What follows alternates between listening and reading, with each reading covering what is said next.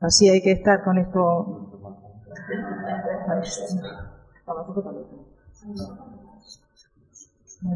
Sí, tiene que ser con esto, para grabar. Si no, aquí para eso no, pero para el rollo de la grabación. Bueno, vamos a ver. Vamos a empezar como estamos empezando todos estos encuentros. No vamos por el tercero, creo, que es aludiendo al principio del Génesis, del libro del Génesis, ¿no? Ahí vemos una y otra vez que la palabra de Dios es la que hace posible la creación, ¿no? Empieza diciendo que la tierra era una soledad caótica y que las tinieblas lo cubrían todo. Y posiblemente en nuestro inicio de nuestro caminar en el seguimiento de Cristo y de la fe también nos hemos sentido así, o en algunos momentos de nuestra vida también nos sentimos así, ¿no? Soledad caótica y en tinieblas, ¿no? Que lo cubren todo. Pero Dios va hablando y va diciendo, y dijo Dios. Y solo cuando Dios habla hay creación. Y va diciendo el texto, y así fue. Y así fue, ¿no? O sea, cuando Dios dice, hace. Y la súplica era, Señor, enséñanos a escuchar. Porque solo cuando escucho y me dejo hacer por Dios, tengo existencia. Como fue toda la creación, así nos va creando también a nosotros hoy. Solamente cuando escucho, solamente cuando esa palabra de Dios va penetrando en mí se va haciendo una creación nueva. Esté en el punto en el que esté y aunque las tinieblas lo cubran todo, ¿no? Y la palabra de Dios nos va organizando por dentro, como organizó toda aquella creación. Partiendo de la nada, llegó a crear un espacio de paraíso. Y partiendo de la nada, creó al hombre a su imagen, como él, ¿no? La palabra de Dios nos va organizando, estructurando interiormente para hacer posible en nosotros la vida, para llegar a ser no solamente seres vivos, sino imagen de su ser, imagen de su ser. Y creó Dios al hombre a su imagen. Es todo un proceso que en nosotros se va dando también si nos abrimos a la escucha y a acoger la palabra de Dios que va haciendo en nosotros su obra, ¿no? Y cuando miramos para atrás y según sigamos caminando, veremos también que vio Dios todo lo que hizo y era bueno.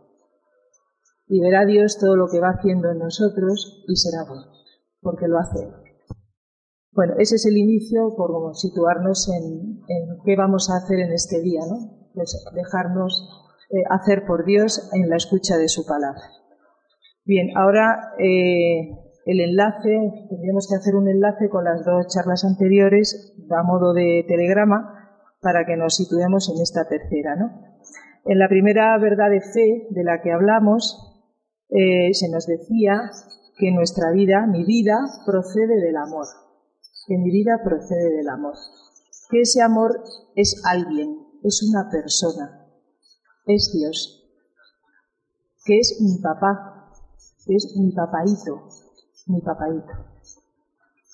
Que me dio un día la vida, que me pensó antes de gestarme mis padres, antes de pensarme mis padres ya me había pensado él, que me dio la vida en un momento determinado de la historia y me la sigue dando hoy, me la sigue dando ahora.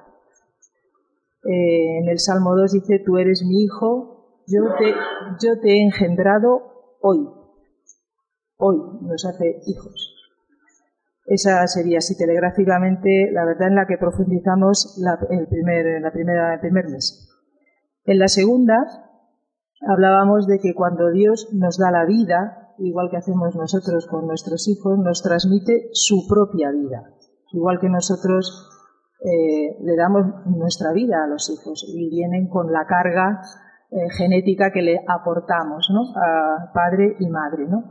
Pues cuando Dios nos da la vida, nos transmite la suya, y su vida es amor y su vida es eterna, y me hace como Él. Y recojo 3 citas. Creados a su imagen y semejanza, nos ha creado como Él, del Génesis 1:27. Partícipes de su naturaleza divina, nos ha hecho partícipes de su naturaleza divina, de la segunda carta de Pedro 1, 3, 4. Y esa naturaleza divina nos dice en la primera carta de Juan, en el capítulo 4, versículo 8, que Dios es amor. O sea que nos ha hecho como Él, a su imagen y semejanza, partícipes de su naturaleza, que somos amor, como Él lo es. Había muchos textos ahí, ¿no? Si no soy ese amor, no soy nada. Es lo que nos dice Pablo, ¿no? Si no soy amor, no soy nada, porque esa es mi existencia, ¿no? Y ahora vendríamos en la tercera charla de hoy, el tercer momento, la tercera verdad de fe, sería que esa vida que tenemos, la vida nuestra, es morada del amor. Es morada del amor.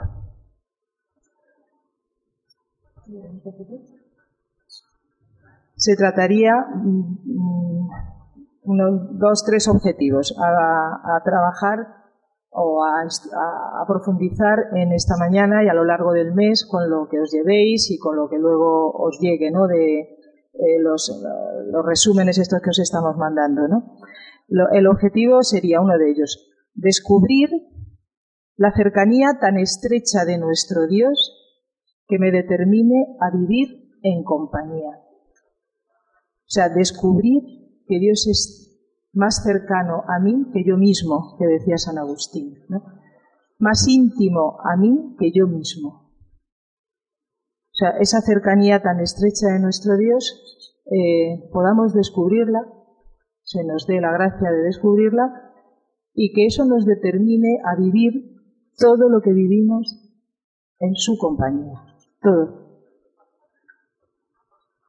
Otro objetivo sería tomar también conciencia de que somos custodia viviente de Dios. Dios está vivo en nosotros y quiere vivir y convivir con nosotros. Somos custodia viviente. Y luego también, otro tercer objetivo sería también descubrir que igual que nosotros, los esposos, formamos esa comunidad de vida y amor, hay una comunidad íntima en cada uno de nosotros que la conforman la Trinidad y María. O sea, es como esa piedra que tiras en un estanque y va haciendo círculos concéntricos, ¿no? O sea, como esa primera piedra que se tira, ese primer ¡pum! Que hace, sería la comunidad que formamos la Trinidad, María y yo, que será también en la pareja, que será en el matrimonio. O sea, darnos cuenta que de esa primera comunidad mana toda la vida, mana todo el amor. De ahí nos viene la fuerza para amar, para entregarnos, ¿no?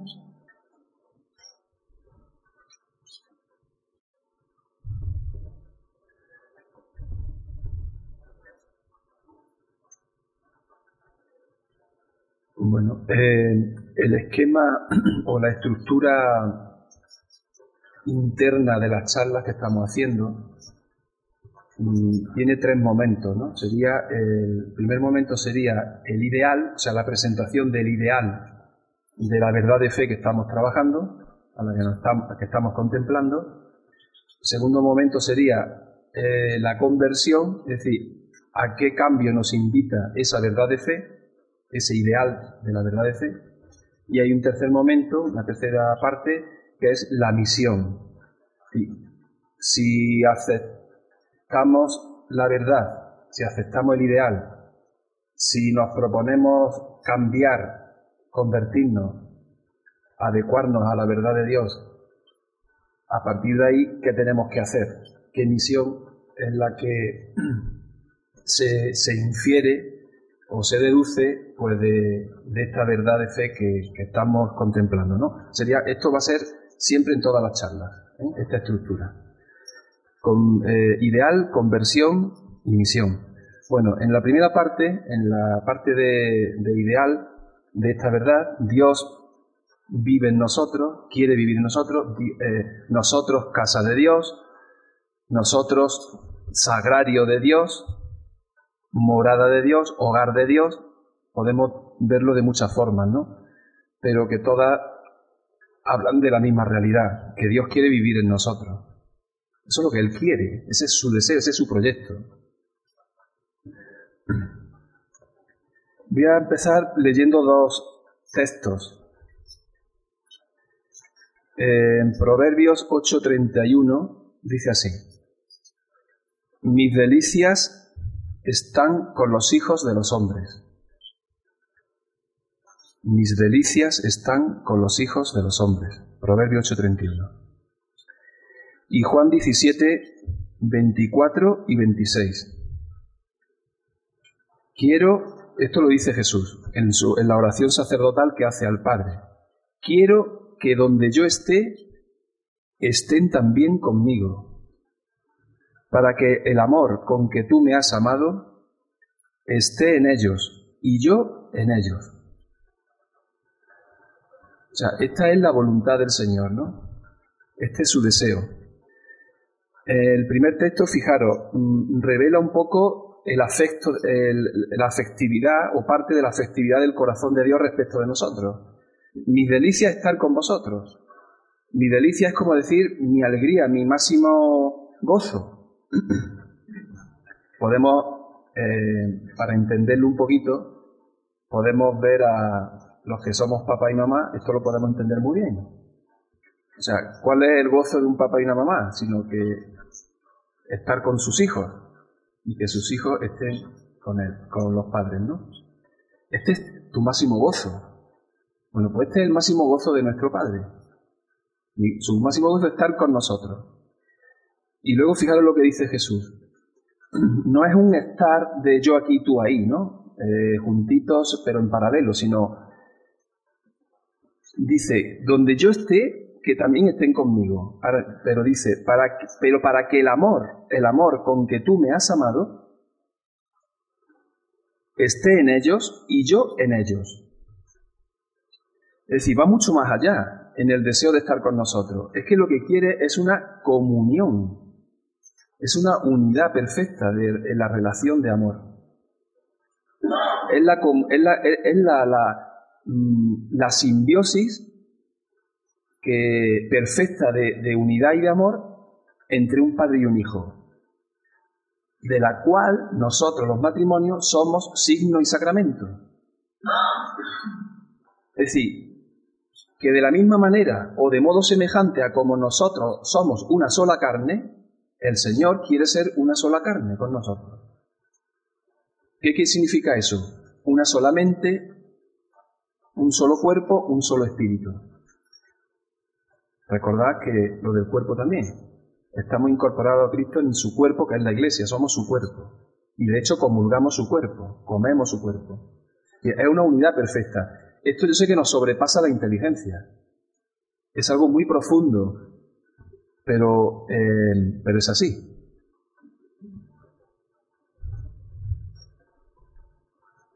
Bien, fijaros, esto quita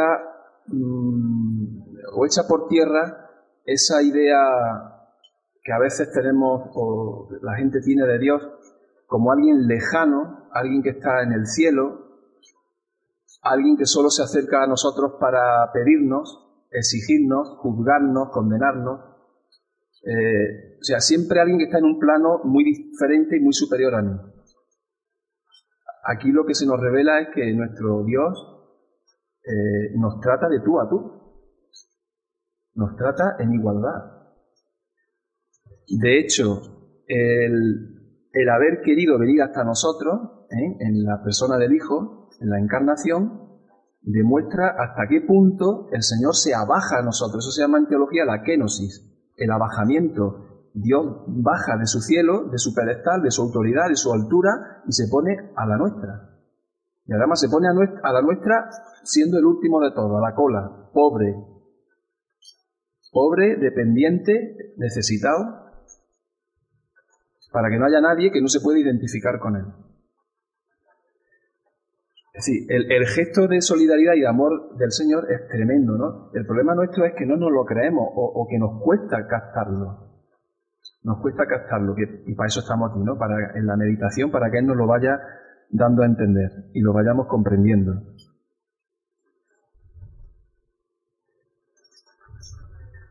En la charla de vida eterna, la anterior, vimos que somos amor. Somos amor. Y vimos que sin ese amor, si yo no soy amor, yo no soy. Mi ser no se despliega. Yo no soy. O dicho de otra forma, estoy mermado, estoy abortado, no estoy desarrollado. Si no soy amor. ¿Pero qué significa ser amor? ¿Y qué busca el amor? El amor busca la comunión, la convivencia con el amado, con la amada, ¿o no? Cuando María Jesús y yo nos conocimos, que fue todo así muy rápido, nos conocimos en una casa de oración, en un monte, allí perdido, no había nada más que la casa, un perro y nosotros, bueno, y más gente. Cuando... Pero pocos más, nunca estuvimos más de 4 o 5.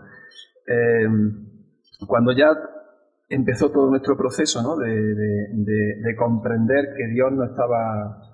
el enamoramiento surge y empezamos a entender que Dios nos estaba llamando por ahí, y cuando ya llegamos al convencimiento de que esa era la vocación para nosotros, la vocación que Dios quería de nosotros, pues llegó un momento en que yo me bajé a la ciudad y empecé a hacer unos cursos de formación en el INEM de fontanería.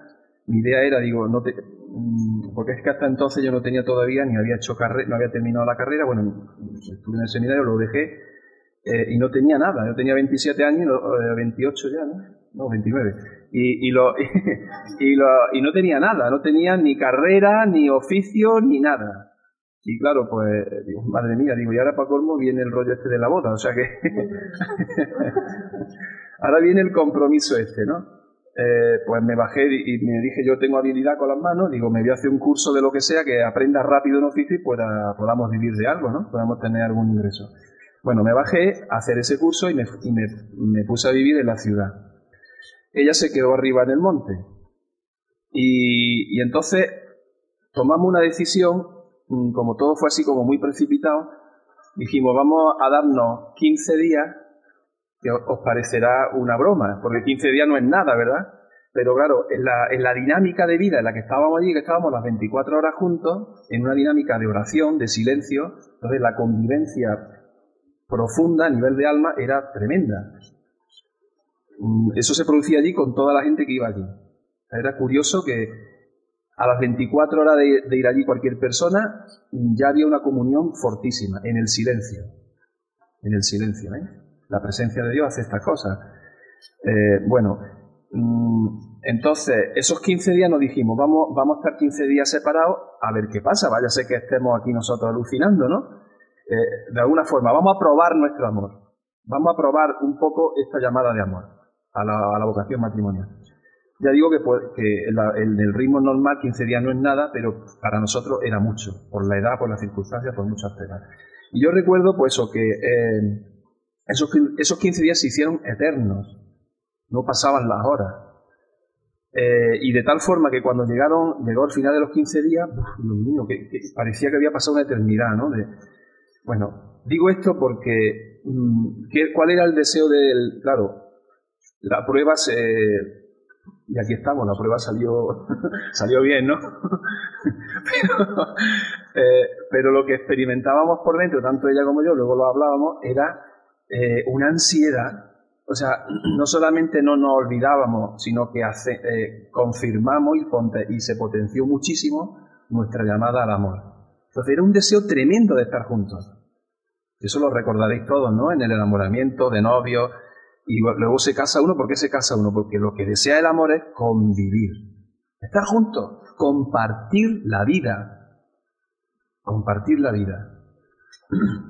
Estos días que hemos estado en Medjugorje, en una charlita que tienen allí con unos jovencitos, sobre el tema de castidad y demás, bueno, decía uno, yo es que no entiendo eso, yo no estoy de acuerdo, yo creo que es bueno vivir con la pareja porque hay que conocerse bien, porque si luego te casas y no te sale la cosa bien, pues mejor conocerse antes, que, bueno, los argumentos, ¿no?, que se dan ahora, uno de los argumentos para la convivencia prematrimonial.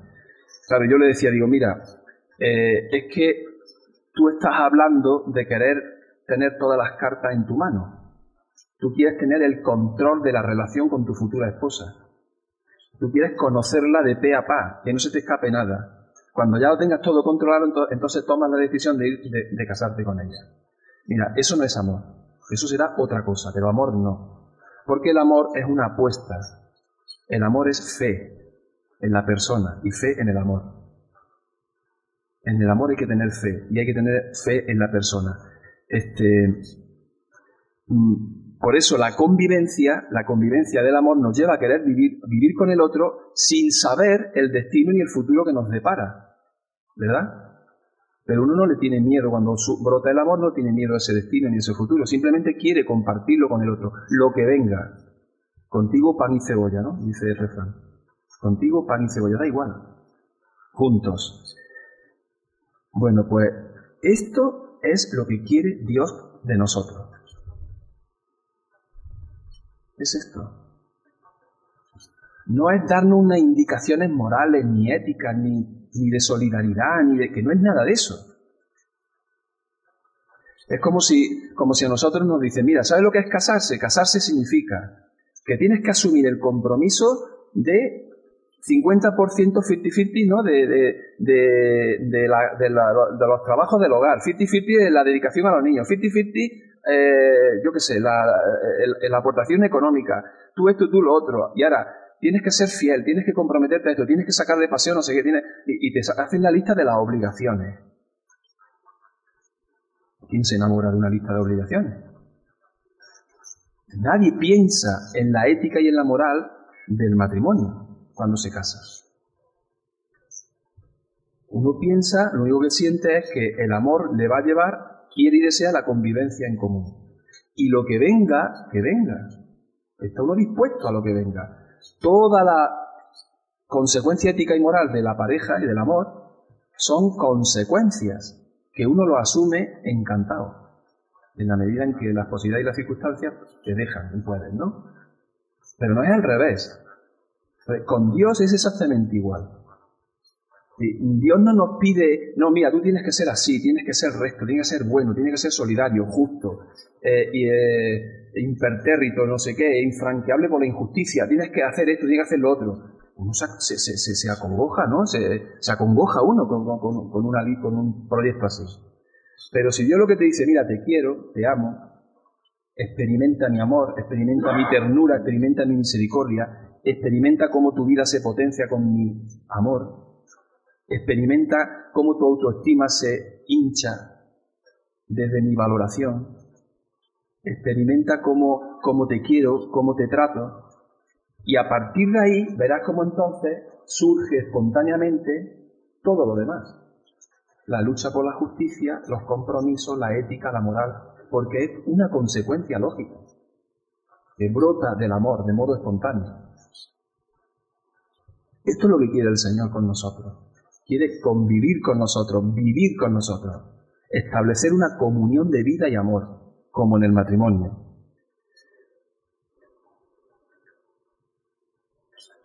Pero claro, ¿qué es lo que pasa? Pues pasa que el pecado nos hace individualistas y nos hace autosuficientes. Mirad, el esquema es muy simple.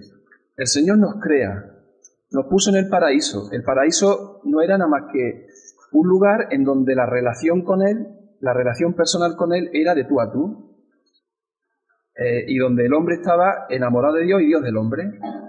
Viene el pecado. ¿Y qué significa el pecado? El pecado es la soberbia, en esencia, en su raíz es la soberbia. Soberbia y la autosuficiencia.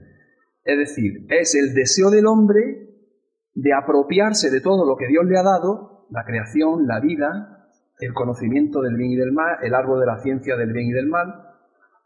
Quiere apropiárselo y ahora organizarse su vida como a él le parezca sin Dios. Esa es la soberbia, es el pecado de la humanidad. Que queremos vivir como nos dé la gana, pasando de Dios, de nuestro Creador. Es el gran pecado de la humanidad. Ahí brotan todos los males. Entonces, ¿ese pecado qué significa? ¿Cuál es la raíz del pecado? La raíz del pecado no es el acto de haber cometido esta acción o aquella. La raíz del pecado es el deseo del corazón de separarse de tu Creador, de separarse de tu amor. y organizarte tu vida como a ti te parezca. Entonces, al estar separados a causa del pecado, hemos perdido y tenemos perdida la noción y el conocimiento del amor de Dios. Es lo que le pasa a la humanidad y es lo que nos pasa a todos nosotros, que nos cuesta convertirnos, y una vez convertidos nos cuesta perseverar y seguir conociendo al Señor. Porque la separación que hay entre Él y nosotros es abismal. Es abismal a causa del pecado. Claro, por eso el Señor, ¿qué es lo que quiere? Pues quiere volver a recuperar ese amor perdido. Quiere volver a recuperar a ese hijo que se le fue y sentarlo a la mesa de su casa. Entonces digo, ¿pero cuál es nuestro problema? Que esto nos cuesta entender que Dios quiere esto con nosotros, o hemos creído, si miramos la historia, que esto era cosa de cura y monja, como una especie de relación especial, especialísima que Dios le pide a unos poquitos. Pero a mí no. No, esto nos lo pide a todos. Este es el proyecto de Dios para todos. Este es el proyecto de fraternidad universal que quiere el Señor con todos nosotros. Entonces, nuestro individualismo en nuestra cultura y nuestra autosuficiencia tenemos que tener cuidado porque lo tenemos metido en la médula. Y nos costará mucho entender la exigencia de la convivencia y amor que Dios nos pide. Porque lo que vamos a reclamar constantemente es nuestra independencia, nuestra autonomía, es decir, nuestro individualismo y es decir, nuestra soberbia. Queremos seguir siendo como nos dé la gana y queremos seguir viviendo como nos dé la gana, no según los planes de Dios, no según el amor con Dios, el amor de Dios. A menudo que ocurre que esta autosuficiencia nos lleva a usar a Dios. Digo todo esto también como una especie de autoanálisis, ¿no? Nos lleva a veces a usar a Dios.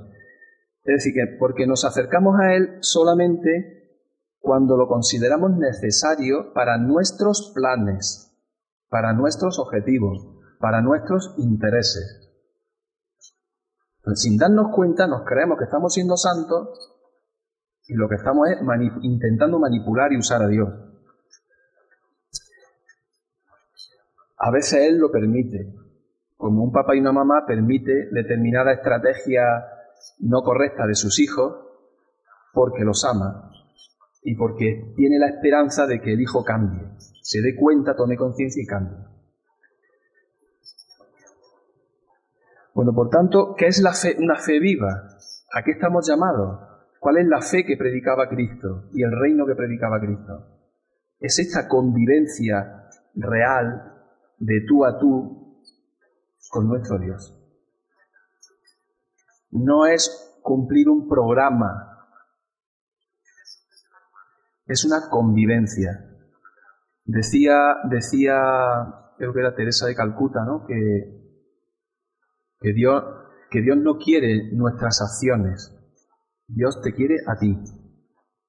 Eso es lo que Él quiere. De hecho, dicen los místicos, ¿no? San Juan de la Cruz y todos los místicos coinciden en eso, que de lo que vamos a ser examinados al final de nuestra vida, en la presencia de Dios, no va a ser para nada de qué cosas hemos hecho, qué cosas no hemos hecho, sino de cuánto hemos amado, si hemos amado o no hemos amado. De esto será el examen de la vida. Hay un texto por ahí bastante fuerte en el Nuevo Testamento, ¿no? Cuando dice, no recuerdo, me ha venido ahora mismo,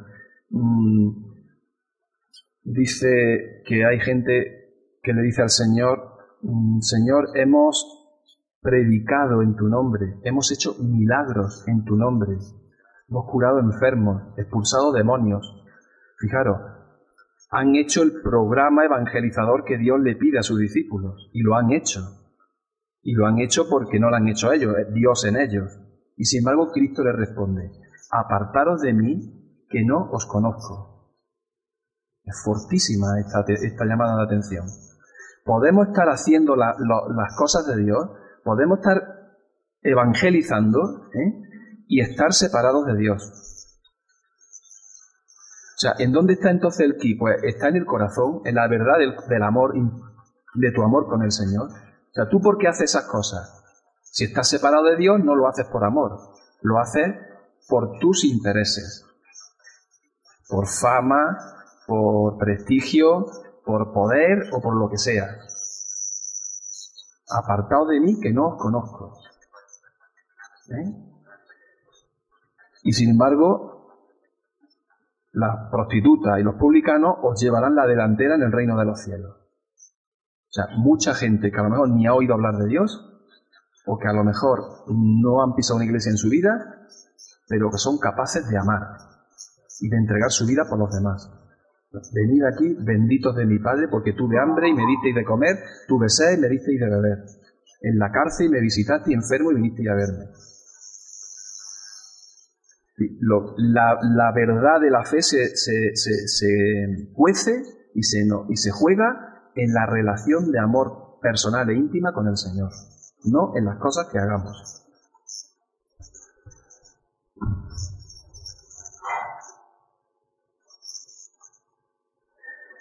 Bueno, a ver, también habría que decir, está el otro extremo, si es que hay para todos, ¿no? Es que hay para todos. Está el otro extremo y el otro error en el que también cae en el corazón humano, el intimismo y el espiritualismo. O sea, personas que sí, que mucha intimidad, mucha oración, tal y tal y tal y tal, pero luego no llevan ese amor a los demás. No son solidarios, no son justos, no comparten, incluso hasta desprecian y hasta odian. Bueno, pues también tenemos ahí la atención de la palabra de Dios. Quien dice que ama a Dios al que no puede ver y no ama a su hermano al que sí ve, es un mentiroso. Lo dice muy clarito.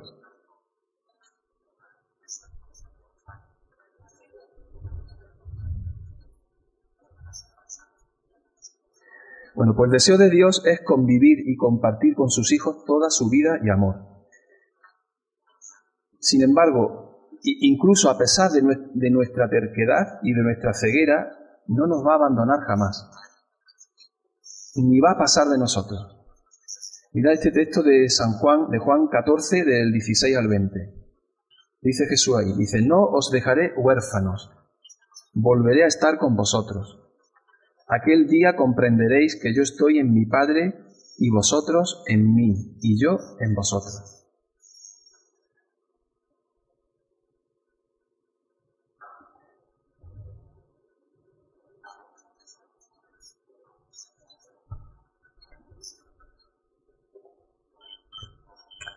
Vamos a ver, yo comienzo en este segundo punto de conversión, ¿no?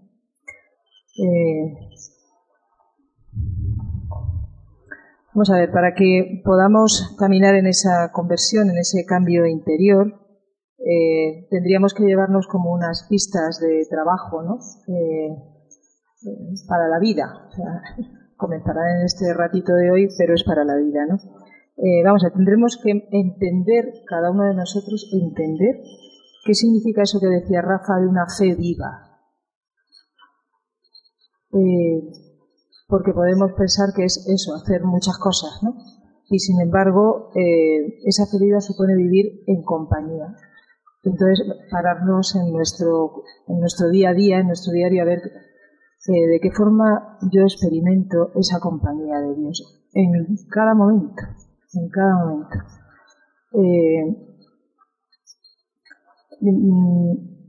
La otra cosa que tendríamos que llevarnos también como pista para trabajarnos, ¿no? ¿Qué significa algo que he dicho al principio también? Que soy una custodia viviente del Dios que está vivo, que vive en mí. Yo en este punto me acordaba cuando lo anotaba, cuando quería reflexionar sobre él, me acordaba de unos ejercicios que hicimos en Valencia, en Siete Aguas, hace ya unos años. Y el tema de la semana de ejercicios era este, morada de amor, una semana entera sobre este tema, ¿no? Y los predicaba el fundador, Jaime Bonet, ¿no? Y son como de esas iba a decir ideas, pero son unas ideas que es la vida entera la que plasmas en esa idea, ¿no? Él estaba como obsesionado con esta verdad de fe, o sea que somos custodia de Dios, que el sagrario todos pasamos por el sagrario en la iglesia y nos arrodillamos y tal, pero donde Dios quiere vivir es en cada uno de nosotros. Donde Dios quiere vivir es en cada uno de nosotros. Y en eso era como obsesivo en él, obsesivo, ¿no? Era algo que predicaba con muchísima fuerza, ¿no? Y reiteradamente, ¿no? Y a mí me costaba trabajo, y aún me cuesta entrar en esta verdad de fe y entenderla, porque a veces lo ha mencionado Rafa también, las verdades de fe son de fe, y hay cosas que se te escapan al entendimiento, ¿no? O sea, yo puedo tener experiencia de que Dios es mi papá, porque he sentido su providencia, puedo tener experiencia de que cuando amo estoy feliz, y entonces eso me da la vida. Puedo entender eso de pasamos de la muerte a la vida cuando amamos, cuando he sido capaz de perdonar y he salido de una situación. O sea, lo puedo llevar a mi vida y sentirlo como una experiencia, y entonces me afirmo en ello, ¿no? Pero esto de que Dios vive en mí, yo me miro y digo, Dios mío, en fin, me cuesta trabajo entrar en esta verdad de fe, porque me miro y me contemplo yo y veo mis limitaciones, veo mi pecado, ¿no? Y entonces digo, ¿esto cómo es posible? O sea, yo en aquel momento de ejercicios meditaba esto, y esto cómo es posible, y cómo además es posible que si ya es un misterio la Trinidad en sí misma, ahora añádele a eso que la Trinidad habita en mí. Es como un plus más fuerte todavía. O sea, eso como es, ¿no? De que la Trinidad me habita, ¿no? Y recuerdo el sitio donde estaba, eran unos pinares, unas mesas de piedra, y yo estaba allí con mi cuaderno y tal. Y en aquella semana, el pequeño nuestro, Rafa, iba por primera vez al campamento. Allí se organizaba la semana de ejercicios y paralelamente el campamento con los hijos de diferentes edades. Entonces, mientras eran chiquitos, pasaban el día, pero a las comidas y a dormir venían con nosotros, y los tenías allí controlados para comer y para dormir y tal, ¿no? Pero ya no me acuerdo en qué edad, serían los 7 o los 8, ya se iban el campamento entero. Pero aunque estaban muy cerquitas y pasaba cualquier cosa, los tenías a mano, pero ya no los veías ni te veían. Y aquel era el primer año en el que Rafa, que siempre ha ido a la rastrilla de los hermanos, ¿no? Era el pequeño, siempre es el que se va apoyando en los grandes, pues estaba solo. Y el que menos grupo de amistad había hecho con el resto de los niños. Y yo estaba inquieta con esa historia, ¿no? De cómo estaría, cómo no estaría, cómo tal, cómo cual. Y haciendo aquel rato de oración me di cuenta de algo. Digo, si yo tuviera el poder, me quedaría dentro de mi hijo. O sea, estaría dentro de mi hijo. ¿Por qué? A ver, ¿qué quiero decir con eso? Porque hay un momento, es verdad, que los chicos necesitan sentirse libres y tomar sus decisiones y sentirse independientes, y uno ya estorba, es verdad, o sea, y esa experiencia la tienen que hacer. Pero a la par habrá momentos en los que se sientan solos, en los que sientan que les falta papá o mamá, en los que a lo mejor no se sientan comprendidos, en los que surge esta dificultad o esta alegría y no la puede compartir, todo eso que por dentro se siente, ¿no? Y yo decía, si yo tuviera el poder, estaría dentro de mi hijo, para verle por un agujerito y decir, qué alegría ahora está disfrutando, mira, qué bien lo ha hecho ahora, mira qué buena decisión, o cuando le vieras venirse abajo, dar ese impulso desde dentro, no pasa nada, venga, ánimo, adelante, ¿nos gustaría eso? Y cuando los empiezan a despegar, todavía más, cuando ya uno ya no sabe ni siquiera dónde buscarlos, ¿no? Y nos gustaría estar dentro de cada uno y desde dentro darles lo que necesiten, un pescozón también, si llega el caso, y una llamada de atención. ¿No os gustaría? No podemos, pero Dios sí puede. Y yo me daba cuenta en aquel momento, porque puede, porque es Padre, porque nos quiere, lo ha hecho. Yo no sé cómo. No sé cómo es posible, porque no sé cómo es eso es un misterio para nosotros. Pero sí es verdad que esa presencia en el interior nuestro, a poco que nos paremos, a poco que se la pidamos, a poco que abramos las manos, que nos sintamos pobres, que la deseemos, nos la va a regalar. Saber que cuando yo lo he experimentado eso muchas veces, algunas veces, cuando has tenido una experiencia preciosa de haber llevado gente a unos ejercicios o gente a un encuentro, o lo has hecho bien con tus hijos y veis el fruto, Y yo sentí por dentro que Dios me decía, gracias, gracias. Y cuando lo he hecho mal he sentido que se tapaba una nube oscura, ¿no? Es decir, no, esto no es. Y cuando hay una tarea y una misión, por aquí, venga, ponlo todo. Venga. Eso no es que Dios nos vive en nosotros. Cuando te vienes abajo en el trabajo, no es la presencia de Dios en cada uno de nosotros. No es ese Padre bueno queriendo hacer buenos a sus hijos como queremos nosotros con los nuestros. Me ayudó tanto aquel ratito de oración en aquel pinar como por darme cuenta, ¿no?, de que Dios es Padre, o yo, mejor dicho, me experimento como madre porque Dios es mi Padre. Porque Dios es mi Padre, ¿no? Bueno, pues soy morada de Dios, ¿no? Custodia viviente del Dios vivo. Y esto que nos parece muy lejano, o por lo menos a mí me lo parece, hay momentos en los que uno realmente siente que Dios le habita, ¿no? Te habita.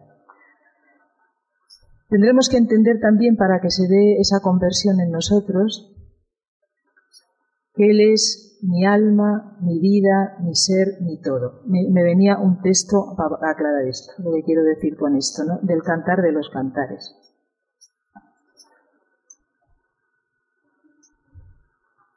En el 7.11 son frases muy cortitas. En el 7.11, sí. Y en el 2.16. No sé si tenéis costumbre o leéis alguna vez el Cantar de los Cantares, ¿no? Pero dice en el 7.11 una frase: yo soy de mi amado. Yo soy de mi amado. Y Él me busca con pasión. Siente pasión por mí. Es un Dios enamorado, lo que estaba diciendo Rafa de nuestras vidas. Yo soy de mi amado. Cada uno de nosotros le pertenecemos. Ya hemos sido comprados al precio de su sangre. Ya, solo tenemos que despertar a esa realidad. Despertar a esa realidad. Él me busca con pasión, traducen otras Biblias, ¿no? O en el 2.16, este que os decía, mi amado es para mí y yo soy para él. Son textos como por afirmar ese deseo de comunión del Señor con nosotros. A nosotros se nos escapa, no está dentro de nuestras posibilidades, pero Él sí lo hace. Y si Él nos busca con pasión, nos va a encontrar. Y si eso es lo que quería decir con Él es mi alma, mi vida, mi ser, mi todo, es todo en mí, ¿no? Y también comprender, entender que desde mi nacimiento, que esto muchas veces sorprende, ¿no?, que desde mi nacimiento estoy llamado a la unión con Dios. Esa es la vocación de todo hombre. Luego seremos sacerdotes, misioneros, esposos, pero todo eso son medios para alcanzar la vocación que todo hombre tiene, que es la unión con Dios. Hemos sido creados para eso, para vivir esa unión con Dios. Bueno, esto lo tengo que comprender primero. O sea, lo tengo que comprender de aquí, me lo tengo que formular personalmente. O sea, tengo que ver todo esto a mí que me dice, todo esto para mí qué significa, ¿no? Porque tengo que creérmelo. Por eso hablamos de verdades de fe. Tengo que creer que esto es así, ¿no? Y luego aceptar que Dios va trabajando en mi vida. Porque mirad, no va a hacer nada en nosotros si no le damos permiso. No va a hacer nada. Ese es ese texto que os conocéis de sobra, ¿no?, del Apocalipsis 3:20. Mira que estoy llamando a la puerta. Si alguno oye mi voz y abre la puerta, entraré en su casa y cenaré con él y él conmigo. El Señor llama una y otra vez, una y otra vez.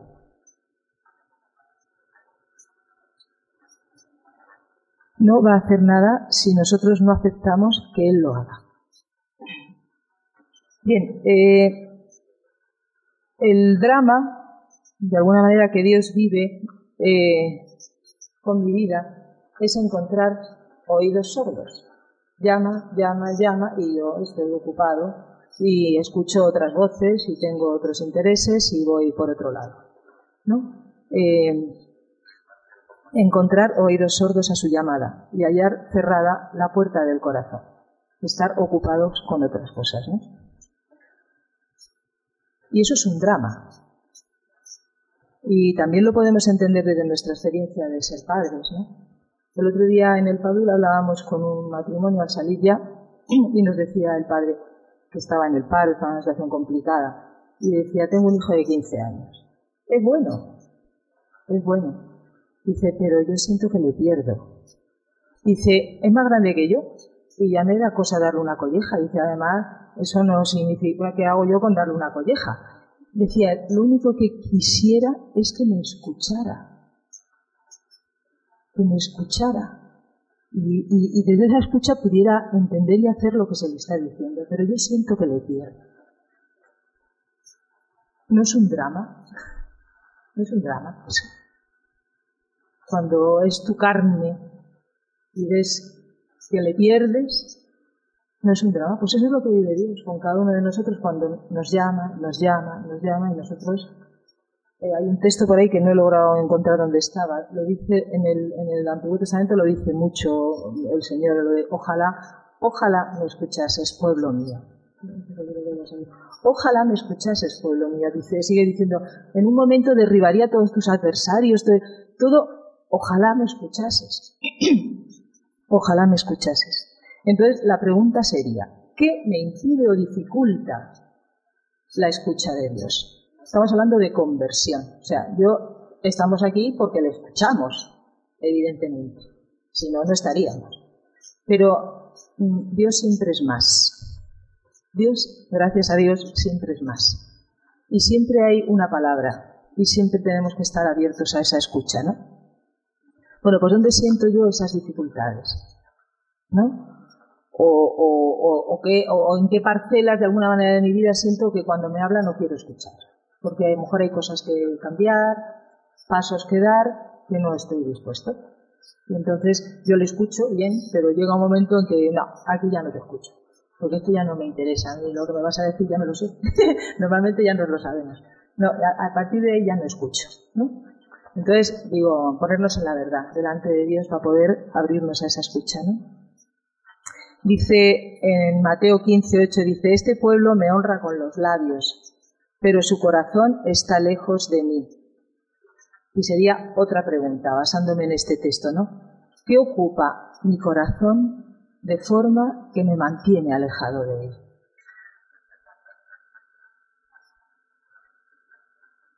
Dice en el Génesis, no sé dónde lo dice. Sí, amarás al Señor tu Dios con todo tu corazón. Todo. ¿Qué mantiene mi corazón alejado de él? ¿De qué cosas está lleno que le impide a Dios hacerse camino dentro de cada uno de nosotros, ¿no?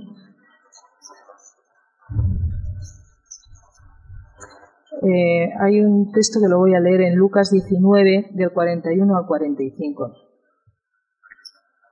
Aquí es cuando Jesús se acerca a Jerusalén y llora por ella. Cuando leemos Jerusalén, vamos a leer nuestra vida. Vamos a leer nuestra vida, ¿no? Dice, cuando se fue acercando al ver la ciudad, Jesús lloró por ella. Si comprendieras en este día los caminos de la paz. ¿Cómo necesitamos comprender los caminos de la paz? Pero tus ojos siguen cerrados. Llegará un día que tus enemigos te rodearán, te acosarán por todas partes, y te pisotearán a ti y a tus hijos dentro de ti. No dejarán piedra sobre piedra, por no haber reconocido el momento en que Dios ha venido a salvarte. Y entrando en el templo, se puso a expulsar a los vendedores, diciéndoles, mi casa ha de ser casa de oración, pero vosotros la habéis convertido en cueva de ladrones. Cuando leemos este texto, no sé vosotros, pero normalmente nos imaginamos la escena y a Jesús allí dando latigazos a diestro y siniestro y tirando la... Bueno, pues si recogemos desde este texto la primera carta a Corintios 3:17, dice, ese templo de Dios es santo. Vosotros sois ese templo. Vosotros sois ese templo, nos dice San Pablo, ¿no? O sea, cuando Jesús se acerca a cada uno de nosotros que somos ese templo vivo de Dios y ve la cantidad de vendedores, cambistas, todo lo que ve, llora. No te das cuenta que se te va la vida. No te das cuenta cuáles son los caminos. Vosotros sois ese templo. Mi casa ha de ser casa de oración. Cada uno de nosotros somos casa de oración. Y no cueva de ladrones. Y no cueva de ladrones. ¿Quién nos roba? ¿Qué nos roba en el corazón esa vida de Dios? ¿Qué nos roba en el corazón esa vida de Dios? Sigue diciendo, Pablo dice, así pues, dad culto a Dios en vuestro cuerpo. Dad culto a Dios en vuestro cuerpo. Y esto lo paso deprisa porque yo me planteaba, ¿no?, cómo hemos de cuidar nuestro cuerpo si tenemos conciencia de que somos habitados por Dios. ¿Cómo hemos de cuidar nuestro cuerpo? Y enumeraba, ¿no? Me salía lo que entra por los sentidos, lo que veo, lo que oigo. Imaginaos por un momento, ¿verdad?, que pudiéramos darnos cuenta, si nos miramos así, que Dios está ahí dentro, ¿no? Y nos miráramos así cuando estamos viendo la tele, o cuando estoy oyendo según qué cosas, o cuando me salían aquellas cosas, cuando como y bebo cosas que me hacen daño, cuando los pensamientos, las palabras que salen de mi boca, los deseos, lo que me produce placer. Imaginaos por un momento que fuéramos conscientes de que todo eso que hacemos está desde dentro de Dios mirándonos y recibiendo eso. Y recibiendo eso. El ejercicio de la voluntad y la libertad. ¿Cómo lo practicaríamos si tuviéramos conciencia de ese ser habitado, de ese estar Dios en cada uno de nosotros? La sexualidad, ¿cómo la viviríamos? Todo en mí está sujeto a revisión si considero mi cuerpo, mi ser, como templo de Dios. Templo de Dios. No veneramos de la manera que veneramos un altar, una iglesia, un sagrario. No lo veneramos como lo veneramos. Puesto que Dios quiere convivir conmigo, ¿qué casa le estoy ofreciendo? Siendo conscientes de que ese tesoro lo llevamos en vasijas de barro, siendo conscientes de que somos vasijas de barro, eso es en 2 Corintios 4:7, me surgían preguntas que vosotros podéis ampliar, ¿no? Me esfuerzo por conocerle, me esfuerzo por conocer a ese Dios, porque Él esté a gusto en mí, me esfuerzo por eso, me esfuerzo. No, los esfuerzos son esfuerzos, unas veces estarán, otras veces no podré, pero hago el esfuerzo, ¿no? Acudo al sacramento de la reconciliación, frecuento la Eucaristía, le busco en su palabra, como alimento en mí, como doy cancha, digamos, en mí, a esa vida de Dios, que ya está, ¿no? Que ya está. Bueno, todas son preguntas que podéis seguir ampliando, ¿no? O sea, en ese sentido de ¿qué casa le estoy ofreciendo a Dios?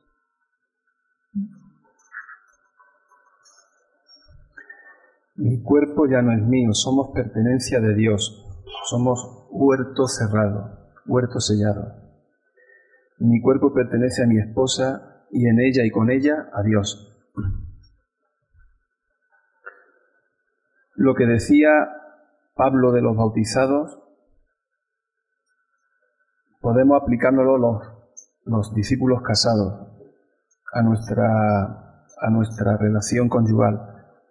¿No sabéis que sois santuario de Dios y que el Espíritu de Dios habita en vosotros? O sea, no solamente soy yo, individual y personalmente sagrario y templo de Dios, lo somos los dos, por ser matrimonio.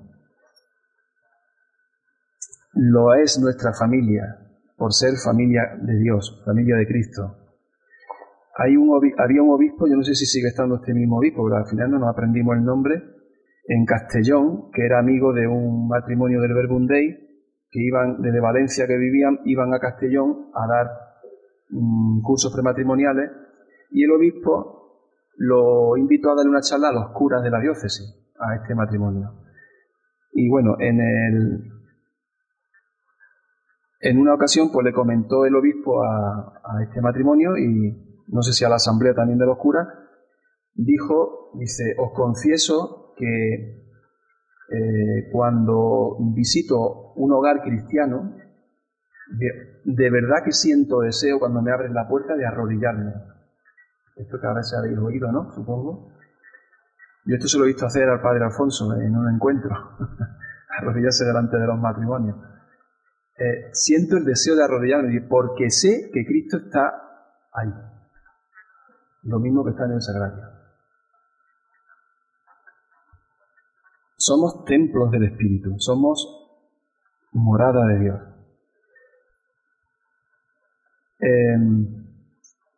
En cuanto a las implicaciones que esto tiene de cara a la misión, pues fijaros, hay una muy clara y ya muy directa. Si Cristo está en mi esposa, ¿cómo debe ser mi relación con ella? Porque lo que haga o deje de hacer, a Cristo se lo hago, se lo dejo de hacer. Si Cristo está en mis hijos, ¿cómo debe ser mi relación con mis hijos? Si Cristo está en mi prójimo, ¿cómo debe ser mi relación con mi prójimo? Si Cristo está en el pobre, sabéis que los lugares teológicos de la presencia de Cristo, de la presencia de Dios, son estos, ¿no? Son el sagrario, es la palabra, es el matrimonio, es el pobre, es el enfermo, y el pobre es el pobre, cristiano, budista o ateo. Es el enfermo, es cualquier necesitado, es el pecador. Hasta el pecador es lugar teológico para Dios. ¿Por qué? Porque el pecador es el hijo al que más lejos tiene y por el que más sufre. Y por tanto, ¿cuál debe ser la actitud del cristiano? Cuando Jesús dice que no odiemos, que no devolvamos mal por mal, que no presentes la cara a quien te afrenta, que le des al que te pida, etcétera, etcétera, que ames incluso a tus enemigos, cuando nos está pidiendo esto, es porque toda la humanidad son nuestros hermanos, son hijos de Dios. Y todos estamos llamados a esa comunión con Él. Es decir, hay toda una llamada a que en nuestras relaciones tomemos conciencia de que nos acercamos a Cristo y que tratemos a los demás como si fuese el propio Cristo. Recordad lo de Mateo 25, tuve hambre y me disteis de comer, tuve sed, enfermo en la cárcel. ¿Cuándo, Señor, te hicimos todo esto? Cada vez que lo hicisteis con uno de mis pequeños, conmigo lo hicisteis.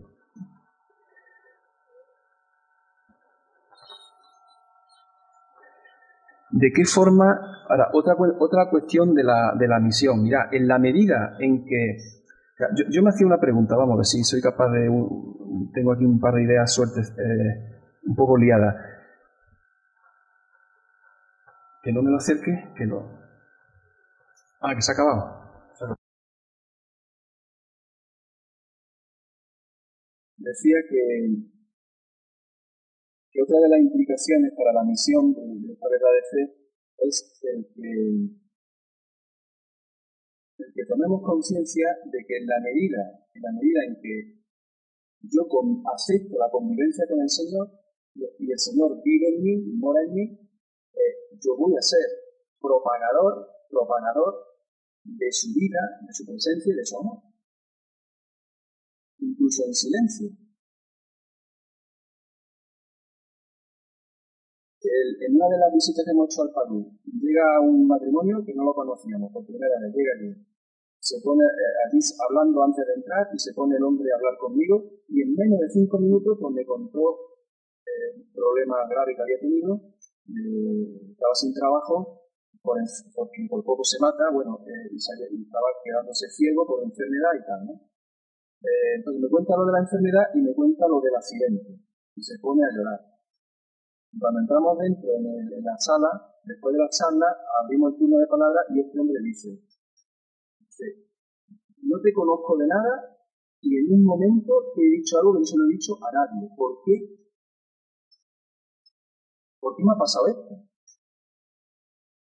Entonces, luego se me ocurrió decirle, digo, mira, yo te puedo decir sin ánimo de presunción lo que decía Pablo. Ya no soy yo, es Cristo quien vive en nosotros. Quien ama a Cristo, quien se entrega a Cristo, quien sigue a Cristo, quien convive con Cristo, a pesar del pecado y a pesar de las infidelidades, Cristo se hace presente. Y la gente lo ve. Entonces, esta es otra implicación muy importante para la misión. En la medida en que convivo con Cristo, voy a llevar a Cristo a los demás, incluso sin saberlo, sin darme ni cuenta. La imagen de esto perfecta es la Virgen María, lo he dicho antes, María Jesús. María llevaba en su seno, cuando estaba embarazada de Jesús, llevaba a Cristo en ella. Cristo, la palabra. Y el ejemplo fue el contacto con su prima Isabel. Nada más llegar sin abrir la boca, la criatura, Juan, en el vientre de Isabel, se pone a botar de alegría. Percibe la presencia de Cristo. Un niño que ni ha nacido, no tiene desarrollada la conciencia racional, pero percibe ya la presencia de Cristo. Y Isabel, que tampoco tiene ni idea de lo que le ha pasado a María, hace aquella oración de alabanza. ¿Quién es la madre de mi Señor para venir a mí? ¿No? ¿Quién le reveló a Isabel aquello? La presencia de Cristo en María. La presencia de Dios en María. Es decir, ser misionero, ¿qué es? Ser misionero es llevar a Cristo en nosotros para darlo a los demás. Llevar la vida de Dios en nosotros para transmitirla y darla. Esencialmente es esto, ¿no? Le decía que el enfermo moribundo hindú a Madre Teresa, he vivido toda mi vida como un perro, pero muero como un hijo de Dios gracias a ti. Y le decía, veo en su rostro, madre, a Dios. Veo a Dios en su rostro. No veía el rostro de ella, veía el rostro de Dios. Esta es otra de las implicaciones de la misión, ¿no? Claro, y yo veía, lo que pasa es que tenemos dos tentaciones. Dos tentaciones cuando nos proponen o nos enfrentamos al hecho de la misión. Las dos tentaciones tienen que ver con la soberbia. Una es por exceso y otra es por defecto. Por exceso es la tentación de cuando percibo la vida de Dios en mí, cuando percibo sus dones, los beneficios que produce en mí, en mi matrimonio, en mi vida, la alegría, la transformación. Podemos tener la tentación de volver a lo del paraíso, a apropiarnos, a robárselo, pensando que todo eso ya es mío. Y ahora yo voy a hacer misión y no voy a llevar a Cristo, me voy a dar a mí mismo. Voy a que me aplaudan, a que me valoren, a que me echen flores. Y vanidad y soberbia. Soberbia porque te crees que eres tú el que hace aquello. Te crees tú que la misión es fruto de ti. Dice Jesús, vosotros decís, siervo inútil, he hecho nada más que lo que tenía que hacer, porque soy un siervo inútil, porque el que lo hace es Dios. Nosotros somos cristóforos, portadores de Cristo, nada más. ¿Y la otra tentación cuál es? La tentación es la de la falsa humildad. Ay, no, mira, yo es que no sé hablar, yo es que no sé, yo es que no valgo, yo no sirvo para nada, yo no, eso otro.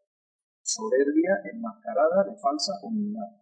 ¿Por qué? Porque no crees que es Dios el que va a actuar a través de ti.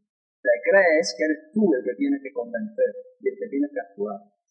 Soberbia disfrazada de falsa humildad.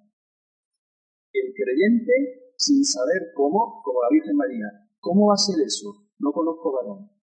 Dios lo hará porque Dios lo puede todo. Hágase en mí según tu palabra. No tengo ni idea de cómo va a ser esto. Pero creo en ti, confío en ti. ¿cómo me va a salir esta charla? Si yo no sé hablar, si yo nunca he hecho esto, pero te quieres creer que el Espíritu Santo es Dios quien va a hablar por ti. ¿Te lo quieres creer de una vez? Y luego, a ver quién te haya hecho la charla, luego se ha quedado diciendo, ¿ves cómo lleva razón? ¿Ves cómo no sirvo para nada? Precisamente la gente más torpe, o con menos cualidades, o con menos experiencia, son por las que Dios actúa con mucha más fuerza. Para darnos el regalo de experimentar la fuerza suya en nosotros.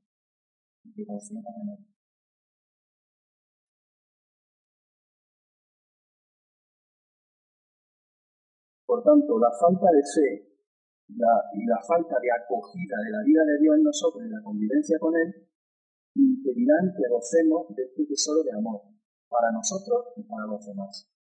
Aquí también tenemos una responsabilidad seria. ¿Qué necesitan mis hijos? ¿Qué necesita mi mujer? ¿Qué necesita mi prójimo? ¿Qué necesita mi comunidad? ¿Qué necesita mi parroquia? ¿Qué necesita mi mundo, mi sociedad? ¿Qué necesitan? Dios, que se lo puedes dar tú. Pero eso pasa por la acogida. Ese es otro misterio que hay que pensar. Bueno, ¿cómo es posible que Dios me dé todo? ¿Por qué decimos que Dios me lo da todo si luego yo no veo nada? Yo no veo ni nada. Porque Dios no nos lo da por ciencia infusa. Porque Dios nos ha creado libres y soberanos. Entonces no puede transformarnos mágicamente sin contar con nuestra voluntad. Entonces lo que hace es nos da todos los dones y los pone en nuestras manos. Para que seamos nosotros los que actuemos. Los que decidamos actuar con esos dones. Porque si no seríamos monigotes. Por magia y por poder divino nos transformaría sin contar con nosotros. Entonces, ¿por qué a veces decimos Dios me lo da y yo no veo nada en mí? Pues si no ves nada en ti, pregúntate, ¿tú has acogido los dones de Dios? ¿Has sido consecuente con los dones de Dios? Y esos dones de Dios que son para encarnarlos en tu vida y llevarlos al mundo, ¿lo has hecho? Porque si no lo has hecho, ¿cómo lo vas a ver? Es ese ejemplo que he oído yo por ahí, dice que cuando llegamos al cielo vamos a ver una habitación enorme, gigantesca, un hangar gigante, lleno de regalos, de envueltos, sin abrir. Los regalos y los dones de Dios entregó a tanta gente que ni abrieron. ¿No?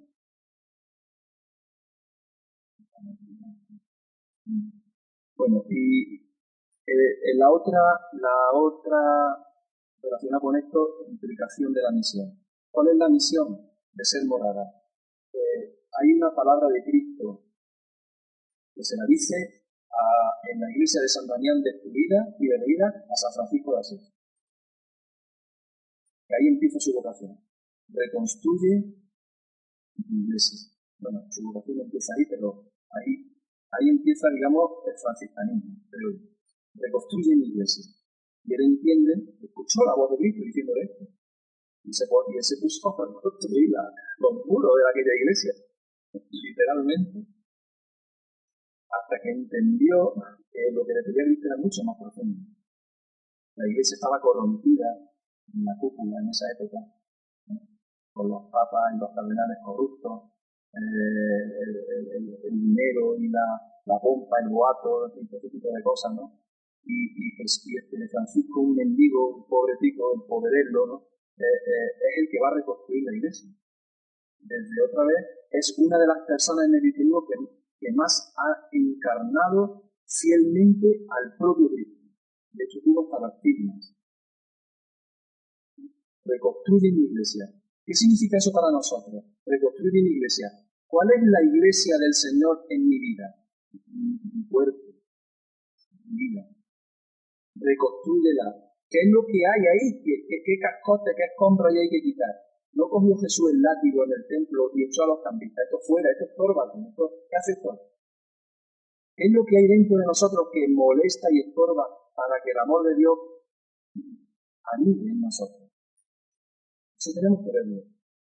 Porque tenemos muchos ídolos todavía, ¿eh? Tenemos muchos intereses. No queremos soltar, pero no atrevemos.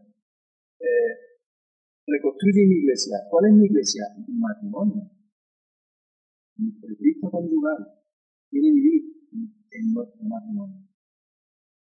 Reconstrúyelo. ¿Qué es lo que está dañado? ¿Qué grietas? ¿Qué escombros hay? ¿Qué tengo que quitar ahí, Señor? Reconstruye mi iglesia. ¿Cuál es mi iglesia? Mi familia, mi comunidad, mi parroquia, el mundo, tu barrio, tu sociedad.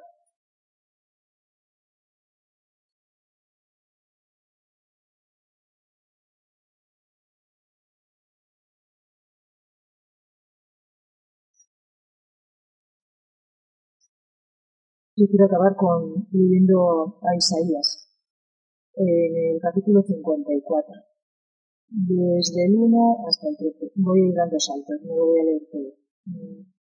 Pero digo, me quedo con este texto para acabar porque yo creo que dice bien el fruto que recibiremos si andamos estos caminos. O sea, lo que vamos a experimentar, lo que vamos a vivir, ¿no? Si nos tomamos en serio esta escucha, esta acogida de Dios en nosotros, en nuestro matrimonio, en nuestra familia, ¿no? Dice, canta de alegría, estéril, tú que no dabas salud, rompe a cantar de júbilo. Canta de alegría. A veces estéril, a tantas veces que sentimos que nuestra vida no da fruto, ¿no? Pues tú, que no dabas salud, rompe a cantar de júbilo. Y dice así el Señor, dice, ensancha el espacio de tu tienda, despliega tus toldos sin miedo, hinca tus estacas y alarga tus cuerdas, porque te extenderás a derecha e izquierda, y tu descendencia heredará naciones.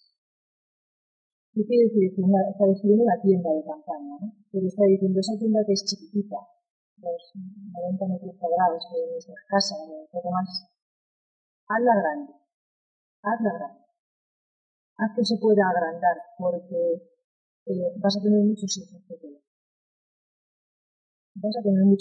cuidar. Dice, ¿y por qué? ¿Por qué tantos hijos? Pues dice un poquito más adelante, porque tu esposo es tu creador. Él no le va a confiar. Tu esposo es tu creador. Y con amor eterno te ama. Y esto va a ser así siempre. Más adelante sigue diciendo, aunque los montes cambien de lugar y se desmoronen las colinas, no cambiará mi amor por ti, ni se desmoronará mi alianza de paz, dice el Señor que está enamorado de ti. Esto es para encontrar un banquito por ahí en algún sitio y quedarse ahí colgado. O sea, nosotros podemos hacer que todo podrá venirse abajo, todo podrá derrumbarse, todo podrá encontrar de momento que no tiene sentido, todo, pero el amor de Dios permanecerá, porque está enamorado de nosotros. Está enamorado. Y más adelante dice que esta es me parece que tendríamos que tenerla todos en un marco en nuestra casa. Esta frase dice, a tus hijos serán discípulos de Yahvé y gozarán de gran prosperidad, de mucha alegría, dice la otras veces. El Señor nos promete esto. No solamente ese amor de enamorados y esa fidelidad, sino que ese fruto lo va a recoger también no solamente nuestros hijos de carne y sangre, sino todos los que Él nos va a ir encomendando, con los que vamos a tener que hacer grande nuestra casa. Extender bien y ampliar los toldos, porque se nos va a llegar.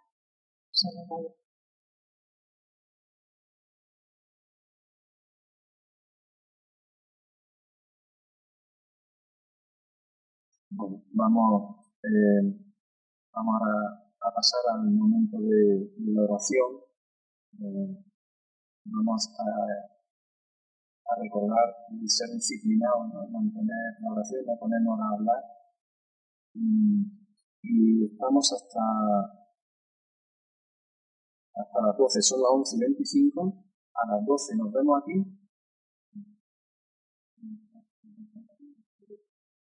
Bueno, pues nos vemos en la salita para el café y estamos en Ángel a las 12. Y compartimos un ratito y luego ya hacemos el compartir. Entonces, en estos 35 minutos, repartido el tiempo entre soledad y diálogo matrimonial. Respetar el tiempo de soledad es muy importante. De soledad no es de soledad, sino de diálogo con el Señor personal.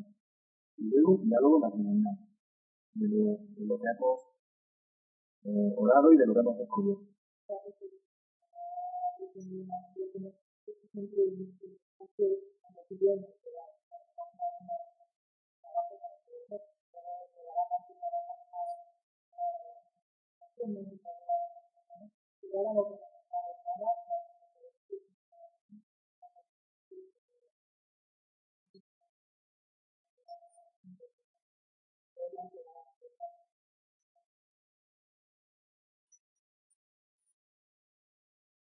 Si queréis, hay una cita que no sé si la has dado tú, que es Isaías 56:7.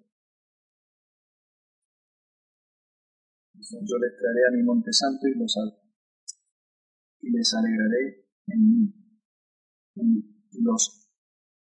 Les alegraré en mi casa de oración. Mi casa será llamada casa de oración para todos los pueblos. Y Juan 7:28. De nuestro seno correrán ríos de agua viva.